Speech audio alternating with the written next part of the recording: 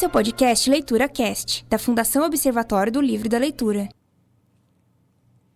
Bom dia, gente! Hoje eu estou aqui com a Marcela Amorim e o Galeno Amorim, diretores da Fundação Observatório do Livro e da Leitura. Gente, um prazer estar aqui com vocês. Vocês gostariam de se apresentar? Prazer é nosso, obrigada pelo convite. Bom, eu sou a Marcela, eu sou advogada de formação, fui por anos diretora de administração e finanças da Fundação. Agora eu estou como diretora de desenvolvimento institucional e cuido de um pouquinho de tudo por lá. Eu sou o Galeno Amorim e sou fundador da Fundação, sou presidente durante muito tempo e hoje sou CEO e fundador. Muito legal! Nós somos da agência Experimental Nox, aqui da 6ª e 7ª etapa do curso de PP da UNAERP. Eu sou a Mariana Moraes e eu tô aqui com a Júlia Pontes. Bom, gente, primeiramente eu gostaria de saber, assim, desde quando a Fundação existe, como começou a Fundação, como que ela existe como ONG, se ela já começou como ONG ou se ela teve um outro início? A Fundação foi criada em 1999.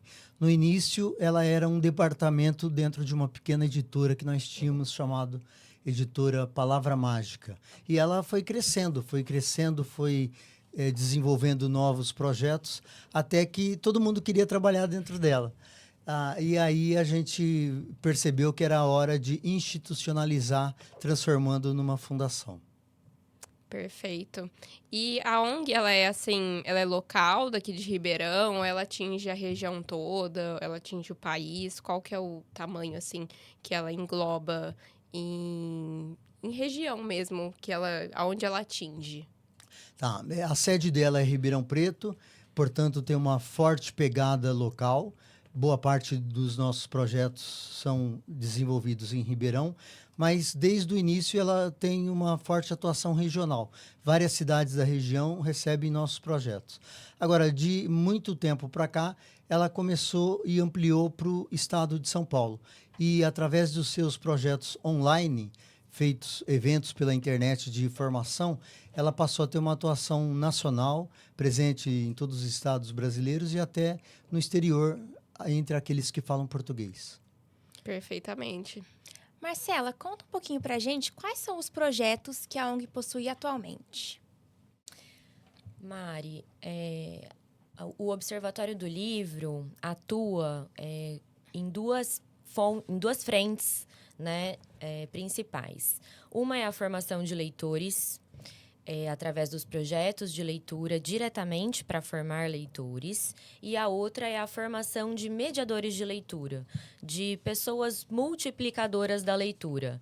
Então, a gente, nessa frente, a gente atua com cursos de formação, a gente tem um curso que é o Programa de Formação em Biblioterapia. Então, a gente tanto forma os mediadores de leitura na mediação, quanto especificamente no método da biblioterapia, que é uma metodologia que a gente utiliza nos nossos projetos. E para esses projetos, qualquer pessoa pode se voluntariar? Como que funciona? Qualquer pessoa pode se tornar voluntário. Inclusive, a gente tem vários voluntários que atuam em diversos setores da organização. A gente tem um programa de voluntariado, que é possível se inscrever pelo nosso site. E é possível fazer trabalhos voluntários, tanto nas áreas meio da organização, como setor administrativo, financeiro, jurídico, nas áreas de comunicação, né, em qualquer área dentro da comunicação, e também na ponta, né, no atendimento direto aos beneficiários. Tanto como mediador de leitura, e aí a gente faz a formação dessas pessoas que se interessam por serem mediadores, quanto apoio em geral para a organização de eventos, de palestras, dos próprios clubes de leitura. Então, tem trabalho para qualquer pessoa no voluntariado da Fundação. Muito bom saber. Galeno, conta um pouco pra gente como que vocês chegaram na biblioterapia como esse meio de ajudar as pessoas. Como que foi esse contato? Como que funciona um pouco? A biblioterapia entrou na vida da gente, como, em geral, ela tem entrado na vida de muita gente que desenvolve projetos de leitura. a gente, na verdade, começa a fazer a biblioterapia antes mesmo de saber que ela existe com esse nome, com essa definição científica. Eu quero dizer, no entanto, que começou na vida da gente antes da fundação existir. Porque quando eu tinha 20 e poucos anos, eu fui e fiz pessoalmente uma terapia que eu achava que seria musicoterapia. Era anunciado dessa maneira. E, de repente, eu fui lá e aquela musicoterapeuta, na verdade, era uma biblioterapeuta, porque ela cuidava dos seus pacientes com histórias infantis.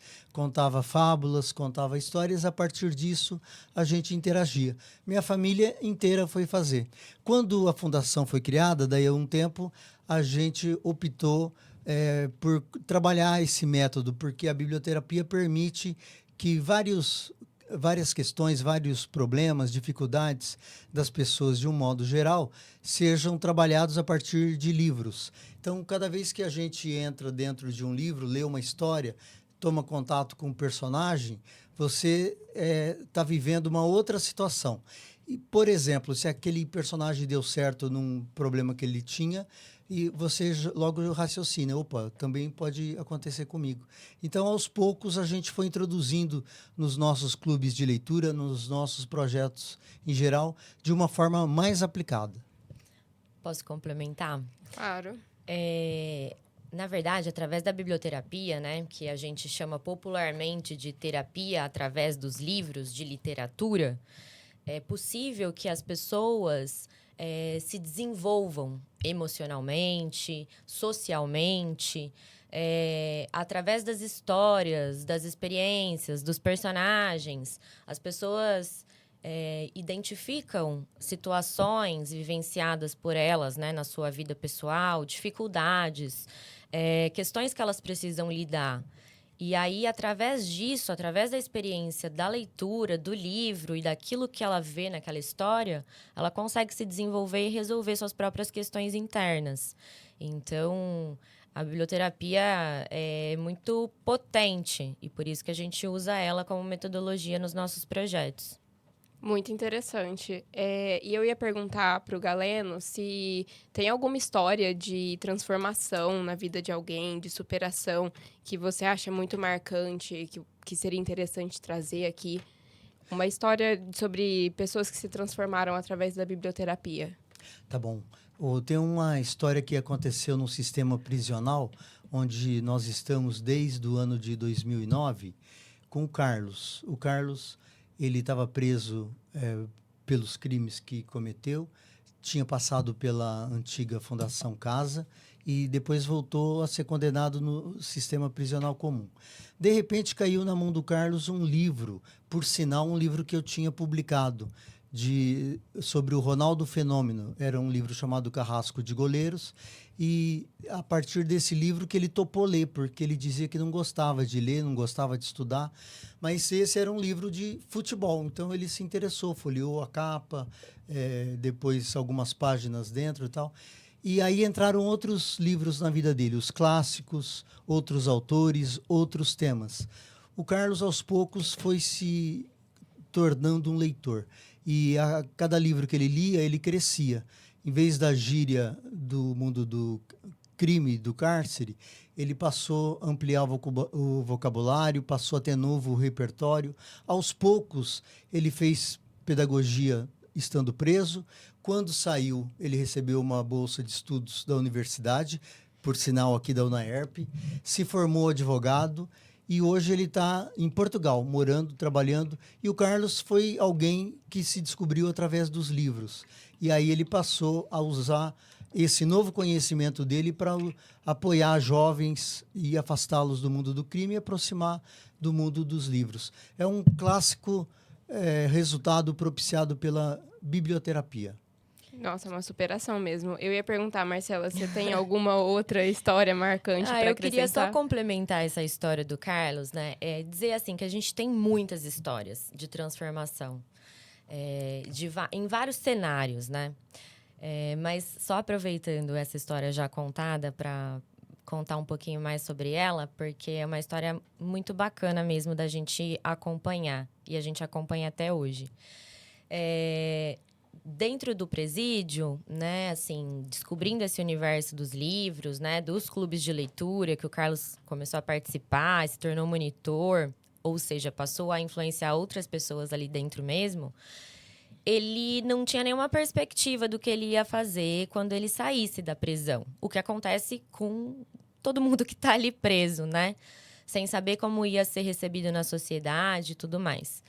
E aí, lá dentro, ele encontrou um outro livro que também ajudou nesse processo dele de ressocialização. Esse livro era a história de um motoboy.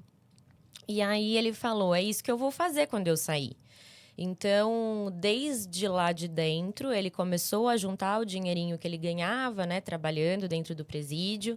E junto com a mãe, ele já começou a pagar uma moto para quando saísse de lá, ter uma possibilidade de trabalho. Quando saiu, acabou comprando a empresinha de motoboy e a partir de um livro que ele identificou uma possibilidade de trabalho e de volta à vida e à sociedade quando ele saísse da prisão, né? Então, assim, realmente os livros na vida dele abriram muitas portas, né? Deram outras possibilidades de vida, de mundo, de entendimento da vida. E é isso que os nossos projetos fazem com muitas pessoas, assim, que passam por eles. E aí, vou complementar a complementação, então. Isso pode acontecer em vários aspectos da vida, para ajudar a combater os preconceitos entre as pessoas que participam desses clubes, para combater racismo, permite que pessoas vítimas do bullying, vítimas de várias questões do abandono e de várias mazelas sociais, acabem se transformando pela biblioterapia. E mesmo questões que acabam levando a, por exemplo, a ansiedade, a depressão e problemas da vida moderna. Então, a gente sabe que a Fundação, ela tem mais de 1 milhão de vidas impactadas através da leitura. Então, eu acho que é muito importante mostrar essas histórias de superação, essas histórias de como a leitura transformou a vida de alguém. E aí, se vocês quiserem trazer mais alguma outra que vocês lembram, assim, que foi muito marcante, emocionante. Acho que eu vou contar do Marcelo, então, que passou por um projeto nosso muitos anos atrás, né? Há uns 10 anos, 15 anos, não sei. A gente perde um pouco a noção do tempo, né? De tanta estrada. E ele era um menino de um bairro bem carente de Ribeirão, da periferia. Ele mesmo diz que não tinha muita perspectiva de sair dali, daquele bairro, daquele contexto. Era criado pela avó, que é analfabeta. E aí ele, estando numa instituição que a gente desenvolvia projeto, porque a gente faz muito isso, né? De levar projetos para instituições que atendem adolescentes em contraturno escolar, por exemplo, né?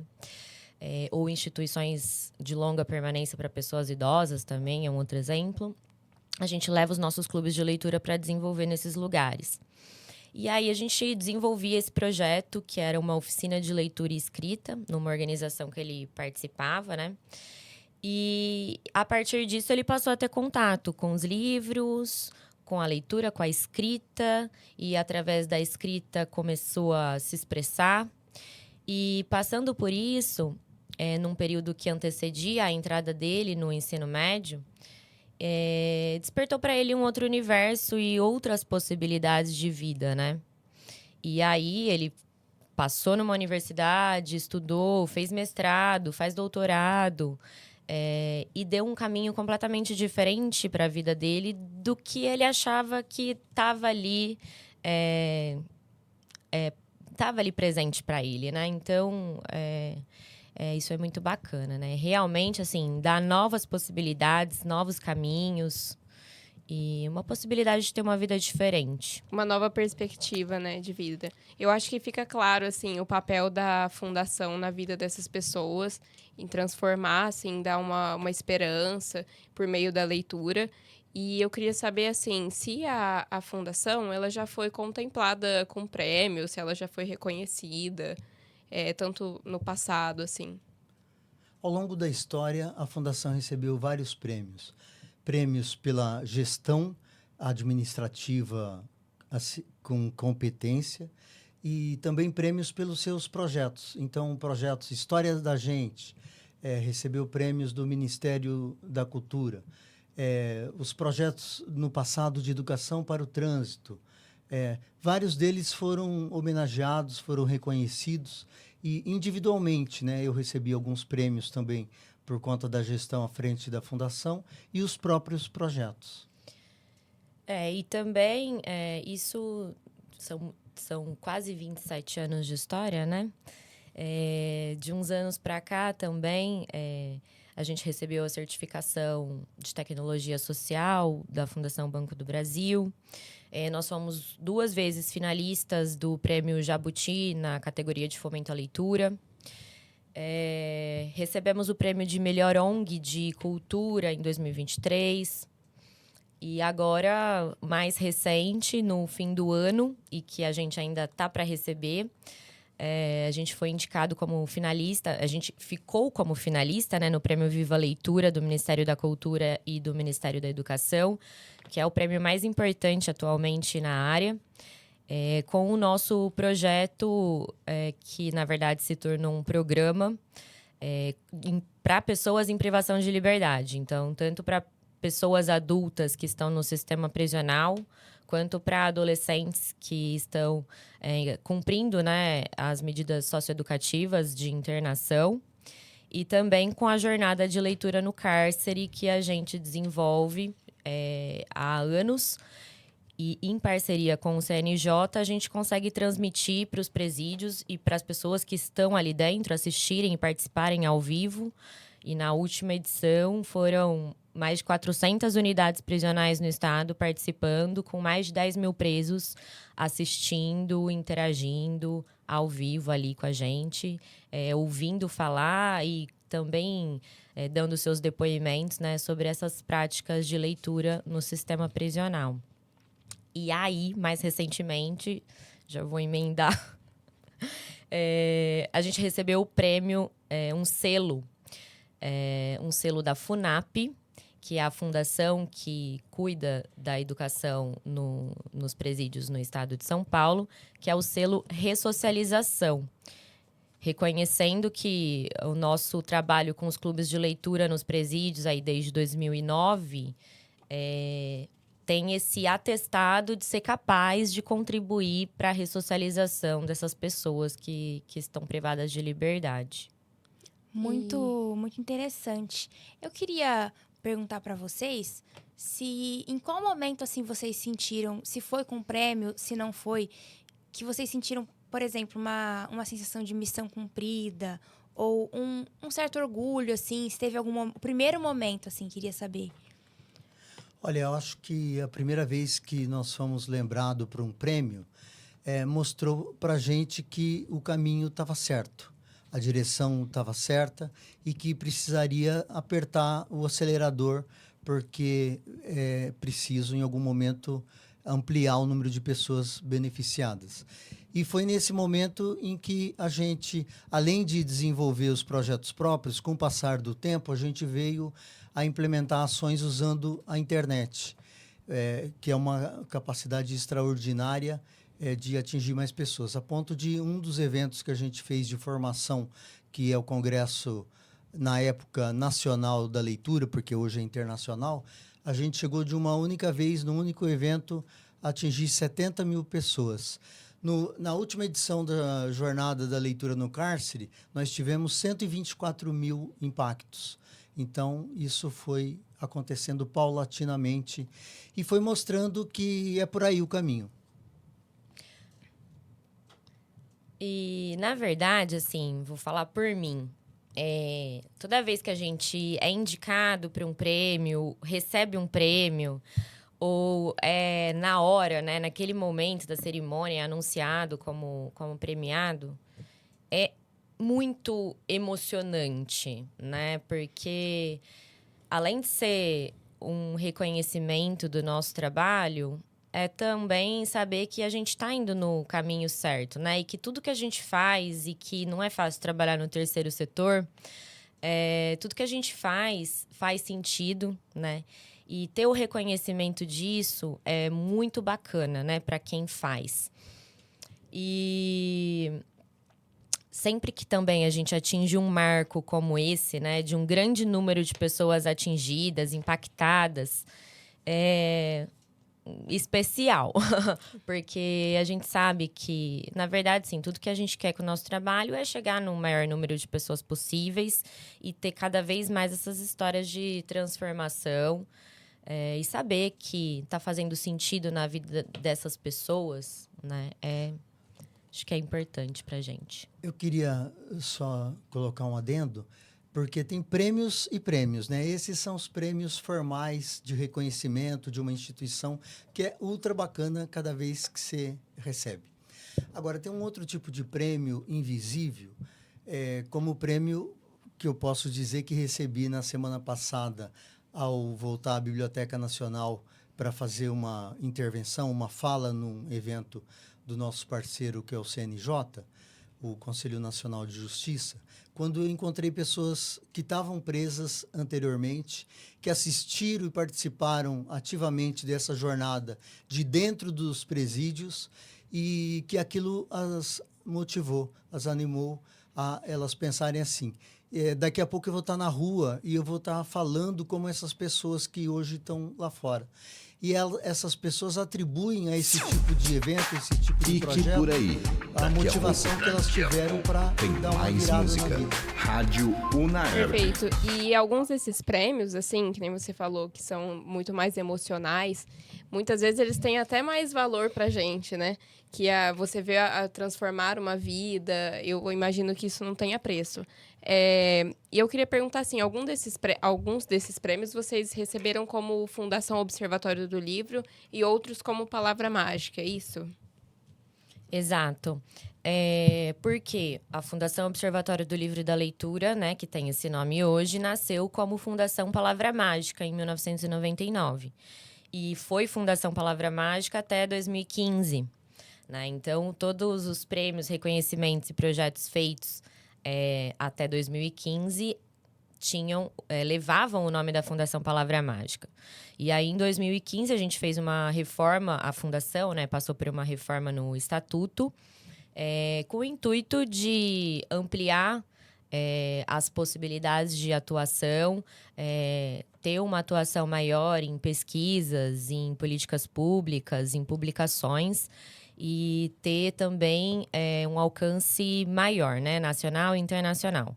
E com isso a gente fez essa mudança e passou para a Fundação Observatório do Livro e da Leitura, para dar essa maturidade organizacional que naquele momento fazia sentido. Muito bom. E falando um pouco sobre patrocínio, é comum que empresas patrocinam os projetos? Como que elas podem fazer isso hoje, Marcela? Hoje, a nossa maior fonte de financiamento vem de empresas. Então, tanto por meio de doações diretas, que as empresas podem fazer diretamente para financiar um projeto, ou a gente pode moldar um projeto para atender alguma demanda das empresas, tanto de responsabilidade social, ESG, quanto de desenvolvimento de colaboradores, né? E as questões de saúde mental, tão importantes de serem olhadas hoje em dia. Então, tanto doações diretas, patrocínios diretos para a fundação, quanto por meio de leis de incentivo fiscal. Hoje a gente tem diversos projetos que são financiados por lei de incentivo fiscal. As empresas fazem a destinação dos impostos que elas já iriam pagar para que a fundação desenvolva projetos e a empresa consegue acompanhar o desenvolvimento disso, né? Então, as empresas fazem um processo de destinação do imposto de renda para os fundos em que a gente tem projetos aprovados e aí fazem formalmente uma destinação para que esses recursos sejam redirecionados para a gente executar os projetos. Isso é muito bacana para as empresas, né? Porque elas podem ver efetivamente para onde o dinheiro que elas pagam nos impostos está indo, né? Então, elas podem escolher como gastar o dinheiro dos impostos delas, que já teriam que pagar. E também a gente pode receber doações de pessoas físicas, tanto doações diretas para ajudar na manutenção da instituição, dos custos fixos, né, mensais que existem, e também através da destinação do imposto de renda da pessoa física. Além disso, a gente presta serviços, né? Então, a gente tem consultoria nessa área de livre leitura, bibliotecas, biblioterapia, desenvolvimento de projetos, seja em empresas, seja em órgãos públicos, né? Para desenvolver professores, para desenvolver profissionais que possam atuar através da leitura, né? E através da mediação. E a gente também participa de editais, concorre a editais, tanto público quanto privados, né, para poder financiar os nossos projetos. Atualmente, a gente também passou a fazer a captação de recursos com emendas parlamentares. Então, a gente pode receber recursos que são destinados por parlamentares para desenvolvimento de projetos sociais. E para isso tem todo um processo de transparência e que a gente precisa cumprir, respeitar, de prestação de contas, super rigoroso, né? O que é super importante para manter o bom uso do recurso público. E, perdão, eu ia só perguntar, essas empresas, elas não precisam necessariamente ser de Ribeirão. As empresas podem ser de qualquer lugar do Brasil, né? Então, tanto para patrocinar os projetos diretamente, é só entrar em contato conosco, que a gente desenvolve um projeto para atender uma necessidade de ESG, por exemplo, daquela empresa. Programas de voluntariado de colaboradores, né? Que hoje é muito utilizado nos processos de recursos humanos. E quanto também para fazer a destinação dos impostos, né? As empresas de qualquer lugar podem fazer a destinação dos impostos para a gente desenvolver esses projetos de leitura. E é importante dizer uma coisa. Na verdade, embora seja uma causa para cada um de nós, essa causa da leitura não é uma causa minha, não é uma causa da Marcela, não é uma causa da instituição. Também é, mas não só. Porque, na verdade, essa é uma causa da sociedade, onde as pessoas precisam se empolgar, se envolver e fazer sua parte para a gente poder dar uma resposta a essa necessidade que tem das pessoas lerem, das pessoas se desenvolverem e ajudarem a construir novas pessoas, mas também uma nova comunidade, um novo país. Na verdade, a gente costuma falar que a gente resolve qualquer problema social com o livro e com a leitura. Por quê? Porque a gente consegue moldar os nossos projetos para atender essas demandas. Então, se o problema é de segurança pública, a gente atua com os projetos nos presídios, levando realmente a ressocialização para essas pessoas, para que elas voltem diferente para a sociedade. Se a questão é a dificuldade escolar dos adolescentes ou a dificuldade do ingresso deles no mundo do trabalho anos depois, a gente leva os projetos de leitura para esses adolescentes, principalmente em situação de vulnerabilidade social e que não têm acesso a essas oportunidades, para que eles não só desenvolvam comunicação oral e escrita, mas também desenvolvam habilidades socioemocionais, tanto de convivência social quanto de preparação mesmo para o mundo do trabalho, né? Então, a gente costuma moldar os nossos projetos para atender tanto públicos e faixas etárias, quanto realidades sociais, né? Quanto demandas sociais. Importante. E, gente, acho que por hoje é só. Tem alguma coisa que vocês queriam complementar? Algum assunto que vocês acham que passou batido? Gostariam de voltar e falar mais sobre? Eu acho que a gente abordou as principais questões ligadas ao surgimento e ao desempenho da Fundação. Eu acho que em outra oportunidade a gente fala um pouquinho mais de cada um dos projetos. Perfeito, então, gente. É isso. Esse foi o primeiro episódio do Leitura Cast, podcast da Fundação Observatório do Livro e da Leitura. Eu queria agradecer muito por vocês terem escutado o podcast até agora e muito também pela participação de vocês. Foi um prazer aqui estar apresentando esse podcast, fazendo perguntas para a Fundação. E é isso. Eu gostaria de agradecer, Mari. Eu gostaria de agradecer muito vocês por estarem aqui com a gente hoje, né?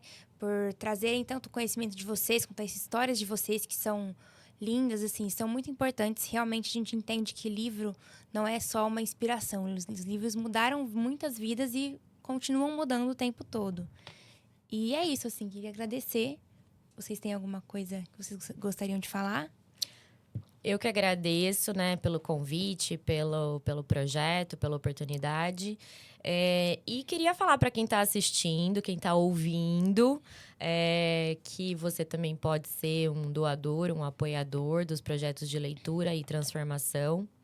E a gente pode deixar o link, né, nos episódios, no vídeo, para que as pessoas possam conhecer um pouquinho mais sobre a gente. Entrar lá na nossa página de doação no site e contribuir, fazer sua parte. Os livros não mudam o mundo. Os livros mudam as pessoas. E as pessoas, sim, estas mudam o mundo. Perfeito. Bom, pessoal, fiquem ligados então nas redes sociais da Fundação, @Observatório do Livro, que em breve em breve sairão novos episódios e até a próxima.